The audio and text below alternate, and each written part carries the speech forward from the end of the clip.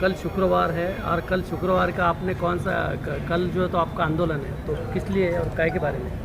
ये आंदोलन देखिए, जिस तरीके से दिल्ली की सरकारी रिहाइशगाह के ऊपर बैरिस्टर अली जनाब असदुद्दीन अवैसी साहब की रिहाइशगाह के ऊपर जिस तरीके से कायराना हमला किया गया, जिस तरीके से एक बुज़दिलाना हमला किया गया है और ये तशद्दुद को बढ़ाने वाला, उसी तरह ये आतंक को बढ़ाने वाला, हिंसा को बढ़ाने वाला ये जो हमला था, इसकी हमने सख्त मजम्मत की है।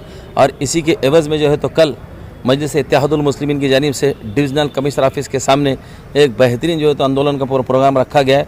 तमाम समाज के लोगों से हमारी ये गुजारिश है कि सारे समाज के वो लोग जो असद अवैसी साहब की क़यादत को जानते और मानते हैं, और वाहिद एक मेरे क़ायद मोहतरम बैरिस्टर असदुद्दीन अवैसी साहब हिंदुस्तान की सियासत के अंदर, भारतवर्ष की सियासत के अंदर एक ही एक ऐसे क़ायदाना सलाहियत रखने वाले इंसान हैं जो संविधान की बात करते, बाकी सब अपने ज़ाती मफाद परस्त की, अपने पार्टियों के मखसूस एजेंडे की और अपनी वोट बैंक की पॉलिटिक्स करते हैं। लेकिन मेरा क़ायद मोहतरम सिर्फ़ और सिर्फ संविधान की बात करता है।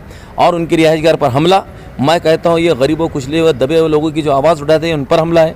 ये मैं ख़ास तौर से कहूँगा ये दलित समाज के ऊपर हमला है, ये पिछड़े हुए समाज के ऊपर, इतर मागास वर्ग के ऊपर ये हमला है, और उसी तरह मुस्लिम समाज और आइन के ऊपर और जमहूरियत के ऊपर ये हमला है। जबकि 5 आरोपियों को गिरफ्तार कर लिया गया है, देखिए आपकी दूसरी मांग क्या है? देखिए, सवाल ये नहीं है कि 5 लोग और 8 लोग वहाँ पर आए। सवाल ये है कि वो कौन सी मानसिकता रखने वाले लोग, वो कौन से ज़हनी बुग़्ज़ रखने वाले लोग, वो कौन सी ऐसी संगठनाएं हैं जिन्होंने वो ताकत इनको बख्शी और इनके हाथ वहाँ तक आए। वो इसका पूरा टोटल इन्वेस्टिगेशन होना चाहिए एनआईए की तरफ से, और एनआईए ने इन्वेस्टिगेशन करके वो कौन से लोगों की ताकत इनको हासिल है, कौन सी सियासी लोगों की ताकत है, कौन सी समाजी संगठनाएँ हैं, ऐसी कौन सी वो हिंदू वाहिनी संगठना, बजरंग दल, विश्व हिंदू परिषद, कौन सी वो हिंदू संगठनाएँ हैं जो हिंदुत्व के नाम के ऊपर झूठा हिंदुत्व का नारा लगा रहे। हिंदू समाज के अंदर तो ऐसी बात कही नहीं है हिंसा की। फिर ये कौन से हिंदुत्व का झूठा नारा, खोखला नारा लगा के ये लोग आके राम के भी नाम को बदनाम कर रहे हैं, खुद के समाज को भी, धर्म को भी बदनाम कर रहे हैं, और भाईचारा और अमन को भी बदनाम कर रहे हैं। तो ऐसे लोगों के पीछे जो ताकतें काम कर रही है, ऐसे लोगों को सामने आना चाहिए, ऐसे लोगों ने भी सामने आना चाहिए। जबकि देखा गया कि खाली पूरे महाराष्ट्र के अंदर खाली फारूक शाह साहब जो वाक़ई आमदार है दुनिया के, उन्होंने, और औरंगाबाद में, बाकी महाराष्ट्र में कहीं भी इसका नहीं, इसका आंदोलन बम्बई में भी हुआ, सब तरफा नांदेड़ में भी हुआ। आपकी जानकारी में चीज़ें नहीं होंगी, जहाँ जहाँ असद अवैसी साहब को मानने वाले लोग, और ये सिर्फ महाराष्ट्र की और हैदराबाद की बात नहीं है, ये पूरे इंडिया लेवल के ऊपर ख़ास बात सुनिए। और देखिए आंदोलन कहाँ हो रहा है और कितने लोग इसकी मजम्मत कर रहे हैं, मगर मैं तो ये कहूँगा कि जिसका जमहूरियत पे यकीन है, जिसका आइन पे यकीन है, जिसका दस्तूर पे यकीन है, ये सारे लोगों ने इसकी मजम्मत करना चाहिए। दूसरी और चीज़ है कि 545, 543 का आज सांसद है, आज पार्लियामेंट के अंदर इतने हिंदुस्तान से चुन के आने, भारतवर्ष से चुन के आने वाले सांसद है। बताइए मेरे को अभी तक कितने लोगों ने इसकी मजम्मत की है?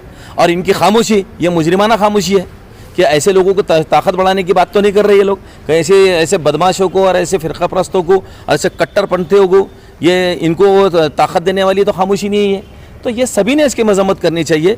आज केजरीवाल का मुंह बंद है, दिल्ली के अंदर इतना बड़ी घटना हो गई। आज जितनी वहाँ पर कांग्रेस के लोग हैं उनका मुंह बंद है, जितने पार्टी के अंदर, जितने, मैं तो कह रहा हूँ ना, 545 43 जो सांसद है, सबका मुंह बंद है। इसका साफ मतलब है कि क्या एक सवाल ये भी खड़े होता कि क्या ऐसे हिंसा बढ़ाने वाले, ये जो तशद्दुद बढ़ाने वाले, ये आतंक बढ़ाने वाले लोगों के पीछे तो नहीं खड़े ये लोग जिनकी खामोशी है? तो और मीडिया में तो पूरा सन्नाटा छाया हुआ है। मीडिया तो ज़र खरीद गुलाम बन के बैठा हुआ है बीजेपी का। मीडिया तो सिर्फ वो बात बताता है, बस वो उनके एंकर तो इतने बदतमीज़, मीडिया के, नेशनल मीडिया के इतने बदतमीज़ हो चुके हैं कि उनको बात करने की तक सलाहियत नहीं। अगर मोदी के खिलाफ किसी ने बोला तो आप देशद्रोही हो गए, अमित शाह के खिलाफ किसी ने बोला तो आप देशद्रोही हो गए, बीजेपी के खिलाफ किसी ने बोला तो देशद्रोही हो गए। इन्होंने इनके ज़मीर मुर्दा हो चुके हैं। 100 रुपये पेट्रोल हो गए, ये बात कभी नहीं करेंगे। गंगा के अंदर लाशें क्यों तीर रही थी, कभी ये बात नहीं करेंगे। महंगाई आसमान को छू गई, कभी ये बात नहीं करेंगे।